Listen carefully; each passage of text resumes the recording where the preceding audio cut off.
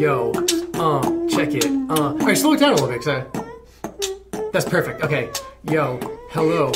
Welcome now to the Q Games podcast. So sit back, relax, hang out, and have a blast. We have Ariel, we have Tricky Bear, we got the one and only Dylan Cuthbert up here, and I'm Jamin Kessler. I live here too, and if you don't suck at life someday, then so can you.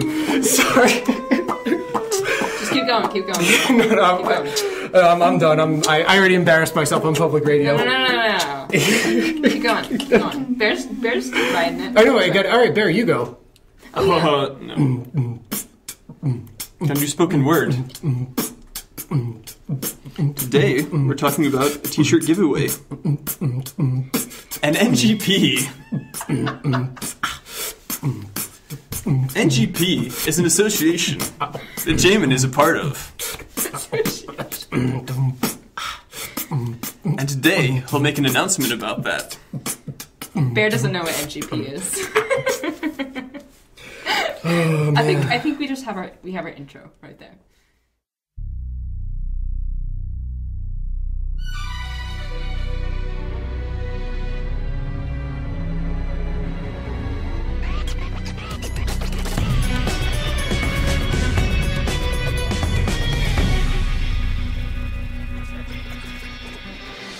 Welcome to PixelJunk Radio Episode 6. I'm your host, Ariel Angelotti, and with me are Dylan Cuthbert. Hello. Bear Tricky. What's up? And Jamin Kessler. What up, yo? Okay, so I was hoping we could start out with talking about what we've been doing lately. So, Dylan, what have you been doing? This past week, going to Tokyo a lot. Yes, this is true. Sorting out the promotion for PixelJunk Shooter 2.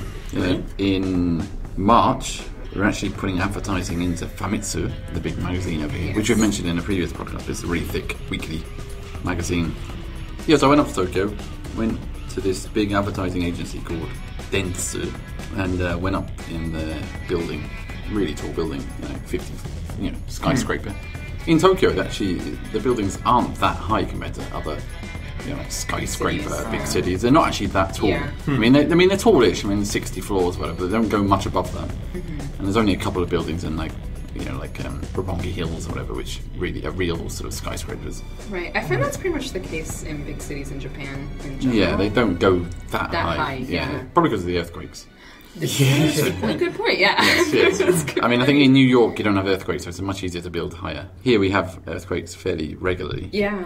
I was actually surprised. I grew up in Southern California, and while certainly Southern California and California in general is very tectonic, I was surprised at how regular the activity was after moving to Japan. On a pretty regular basis, you're feeling, small earthquakes. Yeah. It's just a daily part of life. And it's like, oh, there's an earthquake. This is a big one. Do we need to dive under our desks? And they have those announcements on the TV over here to tell you. And they happen quite a lot. Yeah, so you get to see all the information about all the earthquakes that are occurring all over Japan. And there's normally at least one a day. I mean, it tends to be. Somewhere. Yeah.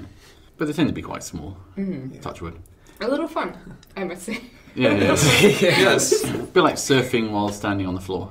Yes. Not that bad. Sometimes you get some. So the big ones, yeah. And every day you kind of, check around the room just to make sure there's no heavy objects that possibly land on your head. You look for the safety zone, underneath the desk where you've got to crawl when there's a big one. I try to go to the bathroom constantly because my biggest fear is that if an earthquake does come and I have to go, I won't have time to go before leaving the mansion. And then once I get out on the street, I can't just pee on the street. What am I? Can. Well, if there's a big earthquake, I think no one would be. Is that acceptable in Japan? I think if in times of emergency, if there were buildings collapsing around you and stuff, then perhaps they'd probably let you off. They probably wouldn't be calling the police over. I don't know, man. That foreigner peeing in the street, I'd be branded for life. Yeah, while the building's collapsing behind. And you probably wouldn't be the first. Yeah, exactly. I think if it was a really, really bad earthquake, you might just go to the bathroom without even knowing it. That's true, yeah. And by the time they find you in the rubble, it would have dried anyway. So. Cool. Not if it's somewhere and humid. That's true. Maybe they'll find you faster humid. that way. That's it. The dogs will find you better. So actually, if dogs. you are caught in the rubble, then maybe you should pee. That could be good advice. Yeah. But seriously, seriously, if the dogs are searching whatever you have to do to survive. Whatever you have to do. If the dogs are searching for you. That guy, based on the movie, cut his own arm off to escape from... Yeah, okay, you can pee to survive an earthquake. Did you see that? I'm not going to go see that. I hear movie it's is that? surprisingly good. I keep 128. I think is a power of 2, but I don't. It's 127 maybe. What's the movie about? Some guy who was mountain climbing and Alone. fell and got his arm like wedged in a rock, and right. the only way to survive was to like cut his own arm off. Oh, wow. And it's a whole movie about that. Yeah, I know. It sounds really stark, Is it just but I hear him? it's quite good. Is it just him? Yeah, in the movie? it's him. Yeah. What was that movie about the shark attack where the entire movie was like this one guy just floating in the water, It was wondering two when people. the shark was going to... Oh, it was two people. I should know this. I'm a huge shark fan. I mean, there's a bit at the end of Jaws that does that. Yeah. But, is it like the extension of that? You know, the two guys swimming towards the beach. Jaws, the uncut version. Yeah. Hey, Jaws is The actually director's cut. my favorite movie of all time, actually. Jaws? I'm a big shark fan. I'm It's serious. good, That was scared the one hell of out of me when I was a kid. Well, that's the thing, though. I saw it when I was really, really young, and I think it scared me so much that there's actually a defense mechanism. What is it called? Reaction formation? Peeing. I think we're now the defense. Pooping your pants.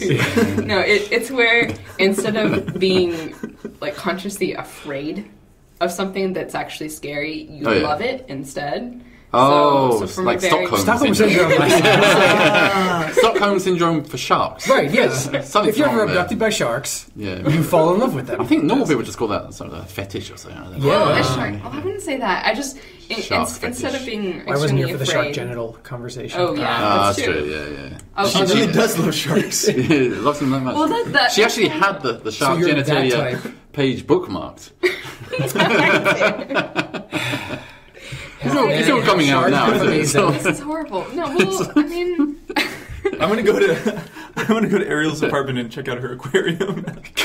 And Ariel's the name of that character out of a famous movie as well. it's The Disney Little film, Mermaid. Yeah. Oh. Yes. I bet she's a shark stalker. Like she has like newspaper clippings like covering her entire wall. A map of shark sightings, pins, and Where they're being sighted. Like yarn connected to push pins, like connected to the wall. Look at the patterns. Oh dear. No shark clippings on my wall at home. yet. But I have owned many shark books in the past. Were you attacked by a shark, and that's why you love them now? No, it's because of Jaws. Oh, okay. Yeah, it was because of Jaws. He was kind of a big friendly one, wasn't he? You know when he came up on the boat at the end and he's just going, I just, I love you. please come here. Then he bites that guy in half. It's such a lovely scene. oh dear, it looks so hokey now, but Oh, I still like it. I think the I acting still is like so good in that movie. it is so good. It's really funny. Especially from the shark. That's a very famous English actor, isn't it? In it. Yeah. The fisherman. I can't remember I know his what name. you're talking about. His movies actually Same as very. Robert Shaw. Yeah. He does very like hardcore movies like in the 60s and 70s, and they're actually quite good.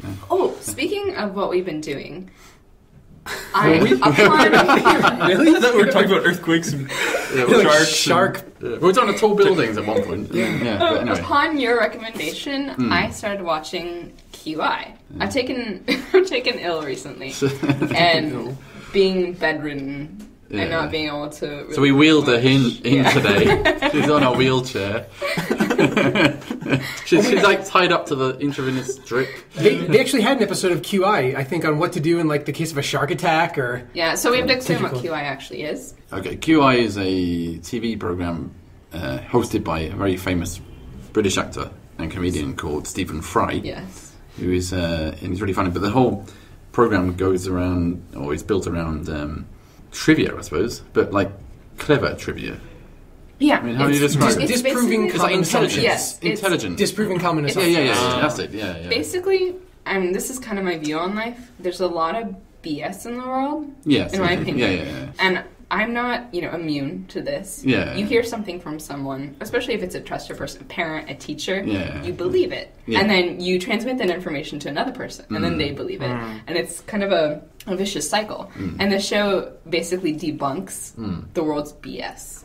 In funny ways. In as well. very funny ways. Well, mainly because the host is such a cool, Yeah, and also charismatic gay Alan, guy. Yes.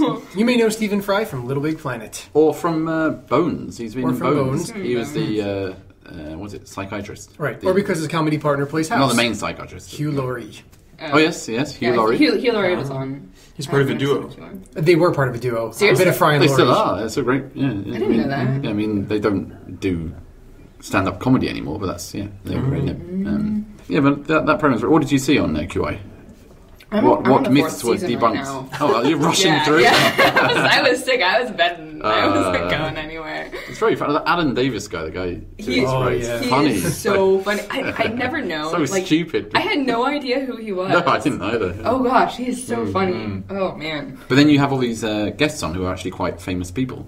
Yeah. And that makes it even more interesting. People like Emma Thompson and. A few of the guests with thicker accents. Like I know what they're saying is funny because the audience laughs, but I can't understand some a of the single Scottish word. or the Irish accents. Exactly. Yeah, I just can't understand a single word of it. Yeah. It's like most British comedy. Yeah, but I know it's funny because he's like fat and jolly and the audience is laughing. Fat and jolly. I know the one guy. I know the That guy you're guy, talking yeah. about. Yeah. The fat and jolly guy. Oh, like Jupitus. With the 13 chins, Phil Oh, Jupitus. she remembers all Yeah, the Phil names. Jupitus. Yep. Like studied up now. My God.